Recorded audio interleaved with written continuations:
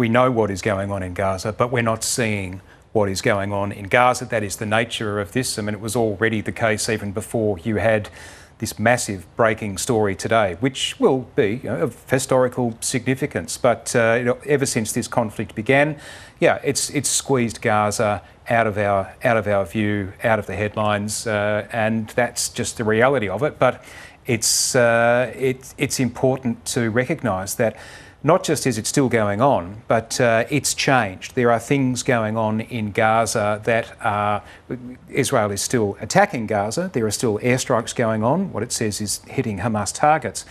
But since the first Israeli assault on Iran took place, there have been hundreds of civilians who have been killed and they have been shot dead, and they have been shot dead because they are attempting to get aid.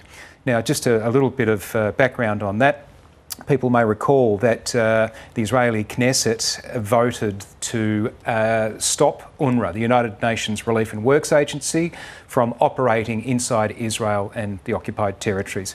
UNRWA has been there for decades. It was the main organisation that provided education and particularly aid, as well as all sorts of other social services, and particularly in Gaza, which was operating under a blockade.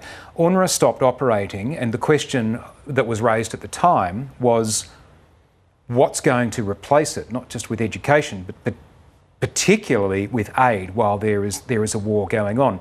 So a new agency, Israeli and US backed, was set up.